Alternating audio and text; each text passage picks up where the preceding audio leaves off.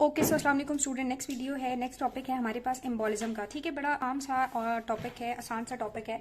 बस इसमें जो थ्रोम्बो एम्बोलिज्म है, जो पल्मोनरी थ्रोम्बो एम्बोलिज्म है, वो इंपॉर्टेंट है, वो बहुत ज़्यादा आसान है। ठीक है जी, जैसे हम प्रीवियसली डिस्कस करते आ रहे हैं तो एम्बोलिज्म की चीज़ तो अभी तक आप लोगों को समझ आ गई होगी। एम्बोलिस का मतलब एक ऐसा डेब्रिस है, एक ऐसा क्लॉट है जो कि फ्रीली सर्कुलेशन के अंदर मूव करता है। ठीक है, क्या करता है? फ्रीली सर्कुलेशन के अंदर मूव करता है। सो ये एक डी अटैच इंट्रावेस्कुलर सॉलिड होता है। क्या होता है? डी अटैच इंट्रावेस्कुलर सॉलिड है, या लिक्विड भी हो सकता है डिपेंडिंग अपॉन टाइप, अभी हम आगे देखेंगे, या कोई गैशियस मटेरियल या गैशियस पार्टिकल भी होता है। बबल की फॉर्म में गैसेस जो है वो घूमती हैं या फिर वो ऑक्लूजन भी कॉज करती हैं। ठीक है, सो ये एक D attach intravascular solid, liquid या गैशियस पार्टिकल हो सकता है जो कि मूव कर रहा है साइट ऑफ ओरिजिन से डिस्टेंट साइट्स की तरफ। ठीक है, अब ये कहाँ पे मूव करेगा? ये डिपेंड करता है लोकल ब्लड फ्लो पे भी। ज़ाहिर है जिस तरफ ब्लड जा रहा होगा इससे उसी तरफ मूव करना है। अब जब ये डिस्टेंट साइट्स पे जाता है तो उन डिस्टेंट साइट्स पे ये डिसफंक्शन कॉज करता है। कैसे करता है अभी बात करेंगे। मे बी वहां पे अक्लूजन कर दे, ब्लड फ्लो को अक्लूड कर दे, ऑब्स्ट्रक्शन कॉज कर दे और इन्फेक्शन कर दे। ठीक है, अगर हम बात करेंगे कि ये जो एम्बोलिस है ये बनता कहाँ से है या इसका ओरिजिन या कॉजेस क्या है, तो मेजरली ही मोस्ट कॉमनली जो आपकी वेसल्स के अंदर थ्रोम्बस बनते हैं ना, वही थ्रोम्बस डिसलॉज हो जाते हैं और घूमना शुरू कर देते हैं और उन्हें हम एम्बोलिस कहते हैं। तो मोस्ट कॉमनली ये क्या होता है? डिसलॉज्ड थ्रोम्बस होता है। ठीक है, लेस कॉमनली कुछ और रीजंस भी हो सकती हैं। अब वो जो रीजंस कुछ और हैं वो क्या हैं? हो सकता है आपका स्केलेटल मसल डैमेज हो जाए और उसमें से कोई फैट्स बाहर निकल आ जाए और फैट ड्रॉपलेट है जो कि घूम रहा है और वो एक एम्बोलिस बना हुआ है।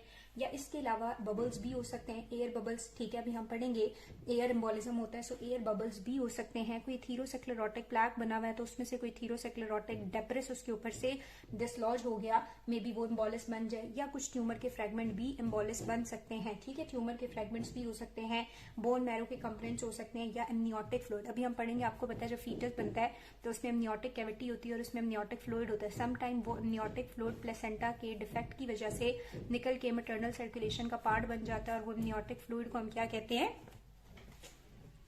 एमनियोटिक एम्बोलिज्म कहते हैं। ठीक है, तो ये जो एम्बोलिज्म है ये डिफरेंट तरह की हो सकते हैं। पार्टिकल्स या डेब्रिस जो है ये डिफरेंट इसकी कॉजेज हो सकते हैं। हो सकता है ये एक डिसलॉज थ्रोम्बस का पार्ट हो या डिसलॉज थ्रोम्बस हो, या फिर ये फैट ड्रॉपलेट से बना हुआ हो जिसे हम फैट एम्बोलिज्म कहते हैं, या एयर बबल से जिसे हम एयर एम्बोलिज्म कहते हैं। ट्यूमर का फ्रेगमेंट भी हो सकता है, डेब्रिस का भी, या फिर ये एमनियोटिक फ्लूइड का भी हो सकता है जिसे हम एमनियोटिक फ्लूइड एम्बोलिज्म कहते हैं। लीस्ट कॉमन है, ये रेयर ही है, लेकिन ये प्रेगनेंसी में हो जाती है और अगर होगी तो मैटरनल डेथ हो जाती है 80% केसेस में।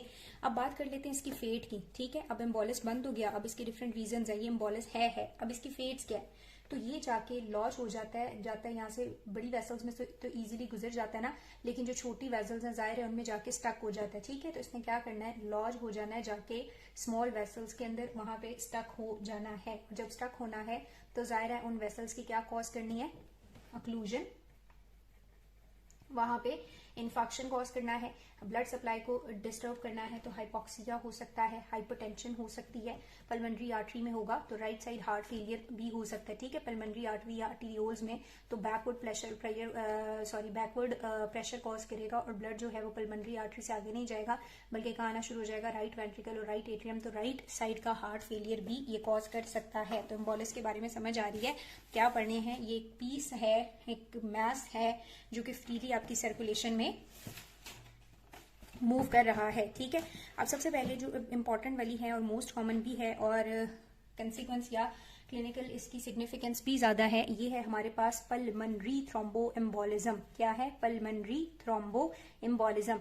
यहां से अगर सिर्फ आपको ये आता है इस टॉपिक से तो यही भी काफी है। ठीक है, सो पल्मोनरी थ्रोम्बो एम्बोलिज्म से क्या मुराद है? इससे मुराद है ऐसे एम्बुलाई, पता है ऐसे डीप वेन, मोस्टली जो आपकी वेन्स है ना उनमें पेप्टिडियल फोसा के करीब डीप वेन्स के अंदर थ्रोम्बस बन जाता है। ठीक है, आप मोबाइल हैं, एक्सरसाइज नहीं कर रहे, फ्लाइट्स में आपका ज्यादा काम है, सफर करते हैं, बैठे रहते हैं आपकी टांगे काफी देर के लिए मोबाइल, तो डीप वेन के अंदर ये थ्रोम्बस बन जाता है। अब ब्लड फ्लो की वजह से ये यहाँ से डिसलॉज हो जाता है और ये मूव करना स्टार्ट कर देता है। तो अगर हम ओरिजिन की बात करेंगे तो पल्मोनरी थ्रोम्बो एम्बोलिज्म यूजुअली कहाँ पे ओरिजिनेट होते हैं? डीप वेन थ्रोम्बोसिस में। ठीक है, वहां पे ये ओरिजिनेट होते हैं और ये रिस्पॉन्सिबल हैं most common form of thromboembolism के लिए।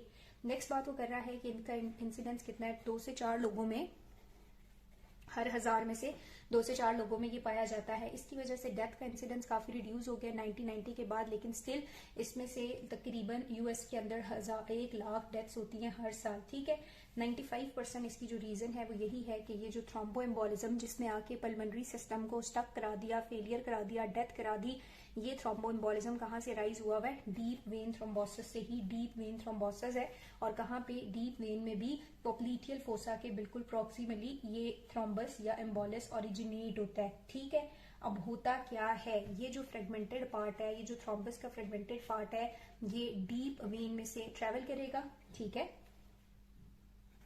और कहाँ पहुंच जाएगा, वेना कैवा में। वेना कैवा से इसने आगे जाके ड्रेन होना है, आपको पता है, राइट एट्रियम में। अगर हम यहाँ पे बात कर लें, ऐसा तो नहीं होता लेकिन हम बात भी कर लें कि वो वेना कैवा से राइट एट्रियम में आके एम्बोलिस ड्रेन होता है। आपको पता है राइट एट्रियम से इसने कहाँ जाना है, राइट वेंट्रिकल। राइट वेंट्रिकल से इसने कहाँ चले जाना है, पल्मोनरी आयोटा में और पल्मोनरी आर्टरीज में। तो right atrium, right ventricle, pulmonary artery.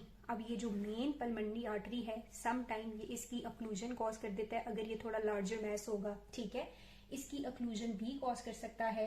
और सम टाइम जो लेफ्ट और राइट पल्मोनरी आर्टरी की बाइफर्केशन है ना, उस बाइफर्केशन के लेवल पे, ठीक है, उस बिल्कुल वो जो बाइफर्केटिंग पॉइंट होता है वहां पे जाके ये लॉज हो जाता है। या स्मॉलर पल्मोनरी आर्टीरियोल्स, आगे जो स्मॉलर पल्मोनरी आर्टीरियोल्स होंगी और फिर आगे कैपिलरीज हैं, तो इन स्मॉलर पल्मोनरी आर्टीरियोल्स में भी ये जाके स्टक हो सकता है और ऑब्स्ट्रक्शन कॉज कर सकता है। ठीक है, तो इसने डीप वेन से, वेन्स के थ्रू हार्ट के पास आ गया और हार्ट से आने के बाद ये मेन पल्मोनरी आर्टरी या बाइफर्केशन या फिर पल्मोनरी आर्टीरियोल्स में भी स्टक हो सकता है। सम टाइम वो ये कह रहा है कि अगर ना इन वॉल्स के अंदर या आर्टीरियल और जो वीनस वॉल है इनके अंदर कोई डिफेक्ट हुआ तो हो सकता है ये यहाँ से कहाँ चला जाए, लेफ्ट हार्ट में। और लेफ्ट हार्ट में आपको पता है यहाँ से क्या, यहाँ पे होता है अयोटा होता है। ठीक है, तो ये अयोटा में इंटर करेगा और अयोटा तो पूरी बॉडी में पंप करता है, तो ये सिस्टेमिक सर्कुलेशन का पार्ट भी बन सकता है। कोई आर्टीरियल या वेंट्रिकल वॉल डिफेक्ट अगर है तो इस वेंट्रिकुलर वॉलर डिफेक्ट की वजह से ये इंटर कर जाता है सिस्टेमिक सर्कुलेशन को और सिस्टेमिक सर्कुलेशन में फ्रीली घूमता रहता है। ठीक है, जिसको एक दो एम्बोलाई यहाँ पर हैं उनमें हायर या ज्यादा एम्बोलिस के रिस्क भी बढ़ जाते हैं। तो क्या समझ आई, पल्मोनरी थ्रोम्बोएम्बोलिज्म का मतलब ऐसे थ्रोम्बोएम्बोलाई हैं जो 95% डीप वेन थ्रोम्बोसिस से ही ओरिजिनेट होते हैं, डीप वेन से ओरिजिनेट होते हैं। इंसिडेंस इनका हर 1000 में से 2-4 लोगों को ये है। ठीक है, उसके बाद नेक्स्ट बात हम लोगों ने की कि अगर ये ट्रेवल करता है तो किस तरह से करता है, तो ये पल्मोनरी वेन से चला जाता है कहाँ पे, सॉरी, ये डीप वेन से कहाँ चला जाता है, हार्ट की तरफ, और हार्ट से आगे पल्मोनरी ऑब्स्ट्रक्शन वगैरह कॉज करता है। ठीक है, अब नेक्स्ट बात इसने इसके थोड़े से फीचर्स की हुई है, तो कहता है ज्यादातर ये जो पल्मोनरी एम्बोलाई हैं ये क्लिनिकली साइलेंट होते हैं। ठीक है, क्लिनिकली क्या है, साइलेंट होते हैं, बहुत स्मॉलर होते हैं और ये साइलेंट ही रहते हैं। समटाइम्स इनके अंदर ऑर्गेनाइजेशन हुई भी होती है, जो हमने पीछे बात किया था कि इनके अंदर वो आ जाता है, एंडोथीलियल सेल्स, फाइब्रोब्लास्ट सेल्स वगैरह आ जाते हैं और समटाइम्स वहां पे आपको फाइब्रोसिस भी मिलती है और पता भी नहीं होता, वहां पे कोई एम्बोलाई आया, उसमें ऑर्गेनाइजेशन हो गई और फाइब्रोटिक वेब्स बने हुए हैं। ठीक है, और अदर एंड ऑफ अगर हम स्पेक्ट्रम के दूसरे एंड की बात करें तो कुछ तो स्मॉलर होते हैं ना, कुछ लार्जर भी तो होते हैं। ये जो लार्जर वाले होते हैं ये पल्मोनरी आर्टरी को ब्लॉक कर देते हैं। ठीक है, जब ये पल्मोनरी आर्टरी को ब्लॉक कर देते हैं, फ्लो नहीं जाता, राइट वेंट्रिकुलर फेलियर और इवन के सडन डेथ भी हो सकती है। ठीक है, सो ये क्लिनिकली साइलेंट भी हो सकते हैं और बहुत खतरनाक भी हो सकते हैं। एम्बोलाई ने जो ऑब्स्ट्रक्शन कॉज करनी है वो अगर तो पल्मोनरी आर्टरी की करेगा, जाहिर है अगर लार्जर होगा तो सडन डेथ हो जाएगी, लेकिन अगर वो स्मॉलर है और वो मीडियम साइज वेन्स तक चला गया, आर्टरीज तक चला गया, मीडियम साइज आर्टरीज तक जब ये जाएगा और अगर उसको ऑब्स्ट्रक्ट कर देता है तो कैपिलरीज का रप्चर हो जाएगा, जिसकी वजह